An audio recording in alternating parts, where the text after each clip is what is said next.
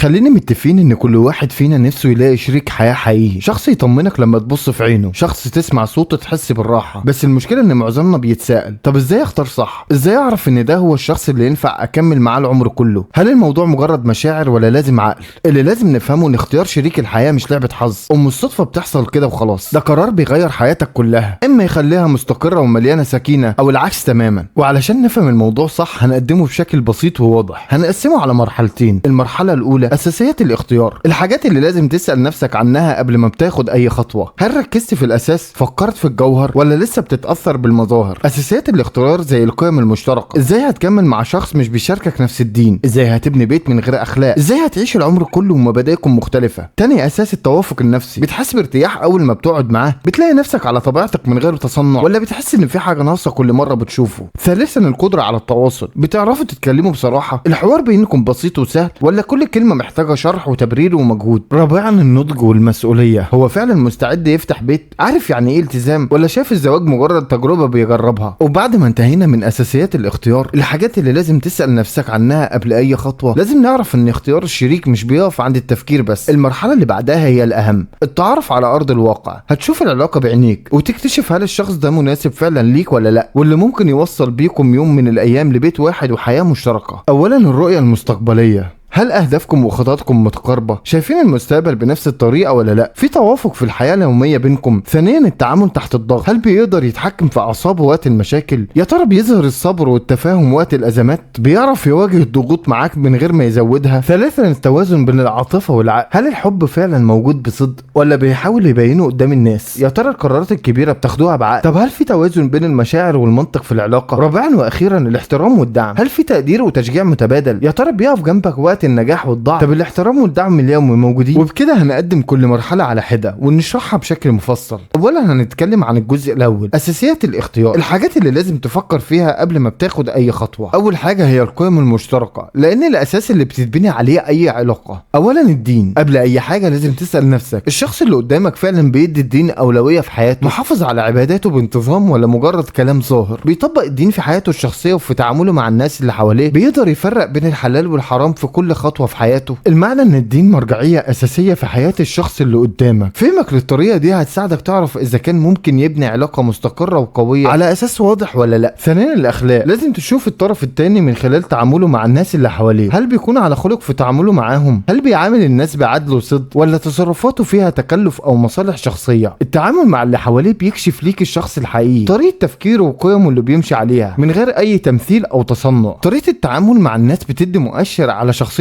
وقدرته على التعامل مع التحديات اليوميه في العلاقه. ثالثا المبادئ، المبادئ هي الخطوط الثابته اللي بتحدد الصواب من الخطأ في حياه اي شخص، بتظهر في تصرفاته اليوميه حتى في اصعب الظروف. هل عند الطرف الثاني ثبات في مبدأه ولا بيتغير حسب الظروف والمصالح؟ لان المبادئ بتكشف الشخص عن قدرته على الالتزام بالقرارات المهمه والمسؤوليات، وبتبين مدى احترامه لنفسه. الشخص اللي عنده مبادئ واضحه وثابته بيقدر يتصرف بعدل ووعي في مواقف الحياه المختلفه. ثاني اساس من اسس الاختيار هو التوافق النفسي. التوافق النفسي هو الشعور الطبيعي بالراحه مع التواصل والتفاعل معاه، اللي بيوضح مدى ملائمه الشخص التاني لشخصيتك وطبيعتك. اولا الراحه هي الشعور الطبيعي اللي بتحسه مع الشخص التاني قبل اي خطوه جديه. لما تلاحظ ان وجوده معاك مش بيخليك تحس انك محتاج تغير اي حاجه كبيره علشان يعجبه او ترضي توقعاته. الراحه الحقيقيه بتظهر في قدرتك على التواجد معاه من غير اي تصنع او توتر، بحيث تقدر تكون على طبيعتك بالكامل وتتعامل بحريه. الملاحظه دي هتديك فكره قويه عن قدره الشخص على التوافق النفسي معاك قبل الدخول في اي التزام. ثانيا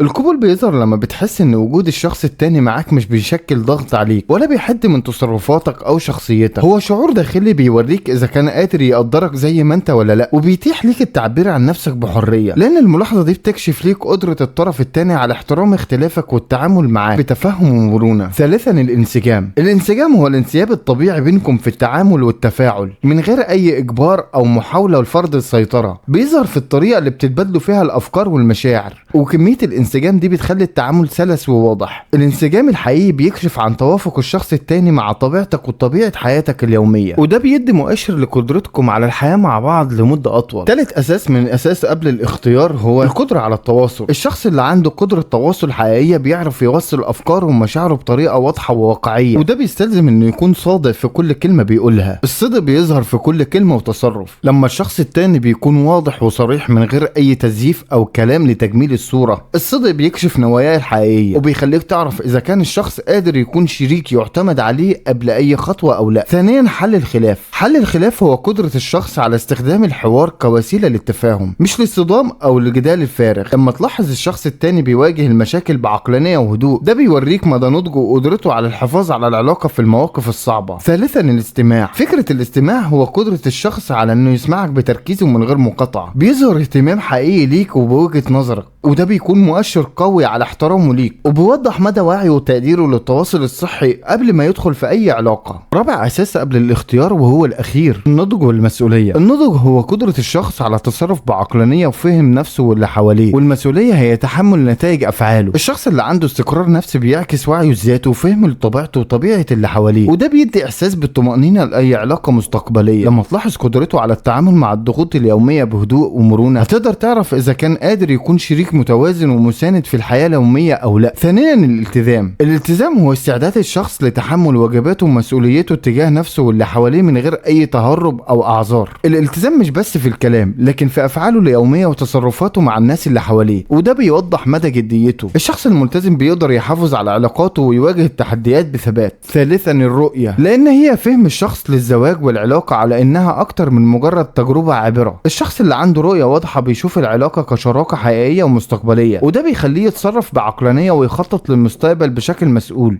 وجود رؤية مشتركة بينك وبينه بيقلل الصدمات والتوقعات الغير واقعية، وبيكشف اذا كان قادر الشخص على اتخاذ قرارات بتعكس نضجه ولا لا. وبكده نكون انتهينا من كل الاساسيات قبل الاختيار. قبل ما تاخد اي خطوة لازم تبص كويس على الشخص اللي قدامك، تشوف قيمه وشخصيته وطريقة تعامله مع نفسه ومع الناس اللي حواليه. ملاحظتك لكل جانب من الجوانب دي هتخليك تعرف اذا كانت العلاقة ممكن تمشي بسلاسة ولا لا. ما تكتفيش بالانطباعات السطحية، ركز على اللي شايفه بعينيك. لما خلصنا الاساسيات اللي قبل الاختيار، دلوقتي هندخل على الاهم، مرحلة ما بعد التعارف. واول اساس هو الاحترام والدعم. الاحترام والدعم هما العمود الفقري لاي علاقة ناجحة. ونبدأ باحترام الكلمة. احترام الكلمة مش مجرد ان الكلام يطلع في مكانه، ده معناه ان كل كلمة بتتقال بيكون وراها نية صافية وتقدير للطرف التاني. احترام الكلمة معناه ان كلامك يطلع بنبرة هادية وصادقة من غير تجريح ولا تقليل. الطريقة اللي بتتكلم بيها ساعات بتأثر اكتر من الكلام نفسه، فلو في احترام بيبني ثقة وراحة، ولو فيه قسوة او استهزاء بتكسر اي علاقة. الكلمة اللي بتتقال في وقتها وباسلوب محترم ممكن تحافظ على علاقة سنين. التقدير المتبادل. التقدير المتبادل هو الاحساس ان كل طرف شايف قيمة التاني ومش بيعتبر وجوده امر مسلم بيه. لما الشخص يقدر مجهودك حتى في ابسط الحاجات، ده بيخلي العلاقة مريحة ومتوازنة. التقدير مش بس بالكلام، لكن بالافعال الصغيرة اللي بتقول لك انا شايفك ومقدر تعبك. وغياب التقدير بيخلق مسافة، انما وجوده بيقرب المسافات اكتر يوم ورا يوم. الدعم النفسي. الدعم النفسي هو اللحظة اللي بتلاقي فيها شريك حياتك واقف جنبك وقت ما تكون ضعيف قبل ما تكون قوي. الشخص اللي بيشجعك في نجاحك مهم، لكن الاهم اللي يطمنك وقت خوفك ويهون عليك. الدعم مش بس في الكلام الكبير، ساعات بيكون في كلمة بسيطة او مجرد وجود صامت جنبك، وده اللي يفرق بين علاقة شكلها حلو وعلاقة حقيقية بتستمر. تاني اساس من اساسيات ما بعد التعارف هو الرؤية المستقبلية. معناه انك تشوف حياتك قدام مع الشخص التاني بوضوح، وده اللي بيحدد هل فعلا الطريق اللي هتمشوه سوا متقارب ولا كل واحد شايف حياته في اتجاه مختلف. اولا، الاهداف الشخصية. الاهداف الشخصية بتكشف هل فعلا خطط شريك حياتك ماشية مع خططك ولا لا. يعني لو هو عايز يعيش في بلد مختلف وانت شايف مستقبلك في مكان تاني، ده اختلاف جوهري. ولو هدفه يركز في شغله طول الوقت وانت شايف ان العيلة هي الاولوية، هنا لازم وقفة. التوافق في الاهداف بيخلي كل طرف حاسس انه مش بيتنازل عن احلامه، انما تضارب الاهداف مع الوقت ممكن يولد خلافات كبيرة. ثانيا، الاولويات المشتركة. الاتفاق على الاولويات اساس لاستقرار اي بيت. في ناس شايفة ان الفلوس رقم واحد، وناس تانية شايفة ان الصحة او العيلة هي الاهم، لكن الاولويات لو مش متقاربة كل موقف صغير هيتحول لنقاش كبير. لما الاولويات تكون مشتركة القرارات اليومية بتكون اسهل. ثالثا، الاستقرار الطويل. الاستقرار الطويل هنا معناه ان عندكم رؤية واضحة للمستقبل مع بعض. هل عايزين تبنوا بيت واسرة ولا لسه مش عارفين؟ وجود خطة مشتركة بيخلي كل طرف مطمن انه مش ماشي لوحده. لما يكون المستقبل مرسوم بشكل واضح بتقل مساحة القلق والشك، والنتيجة علاقة مستقرة قادرة تصمد مع مرور السنين. ثالث اساس بعد التعارف هو التعامل تحت الضغط. اللحظات الصعبة هي اللي بتكشف حقيقة الشخص اكتر من اللحظات العادية. الطريقة اللي بيتصرف بيها وقت الازمة ممكن تبين هل هو شريك يعتمد عليه ولا مجرد كلام. بداية، قوة التحمل معناها انه يعرف يواجه الظروف الصعبة من غير ما ينهار او يسيبك تتحمل كل حاجة لوحدك. الشريك الحقيقي بيبان وقت المحنة مش وقت الراحة. تحمله بيدي احساس بالامان انك مش واقف لوحدك في وش التحديات. ومن غير القوة دي العلاقة بتكون هشة واي ازمة صغيرة بتهدها. ضبط الاعصاب، الازمات مش محتاجة صدام ولا تبادل اتهامات، لكن محتاجة هدوء وعقل. الشخص اللي يعرف يحول المشكلة لمساحة حوار مش ساحة معركة بيخلي العلاقة اقوى. طريقة حل الازمات بتكشف درجة نضجه وازاي بيشوف الشراكة بينكم. لو بيدور دايما على حلول مش على كبش فدا، ده مؤشر قوي على نجاح العلاقة. القدرة على ضبط الاعصاب بتفرق جدا في استمرار العلاقة. الشخص اللي بيعرف يتحكم في مشاعره وقت العصبية بيمنع المشاكل الصغيرة تكبر. نبرة صوته وطريقة رده في لحظة توتر بتكشف قد ايه هو متزن. لما يختار الهدوء بدل الانفعال ده بيخلي البيت اكثر راحة واستقرار. رابع اساس بعد التعارف هو التوازن بين العاطفة والعقل.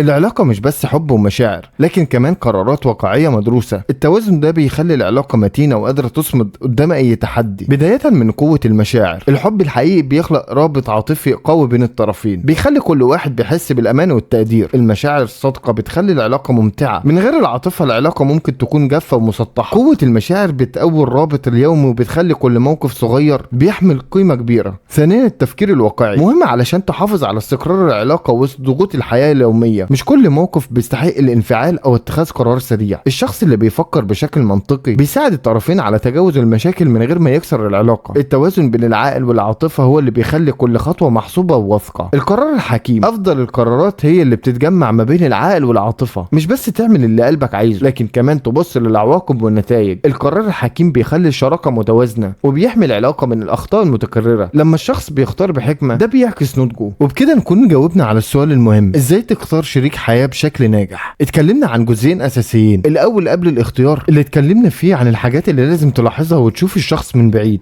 والجزء الثاني بعد التعارف، مرحلة ما بعد التعارف لما العلاقة بتبان على ارض الواقع. اختيار شريك الحياة الصح مش صدفة. اختيار شريك الحياة الصح مش صدفة، لازم تبص على قيمه وتصرفاته قبل اي خطوة، وساعتها تعرف اذا كان في توافق حقيقي بينكم ولا لا. وبالشكل ده هتقدر تختار شريك حياتك بثقة وتبني حياة مستقرة.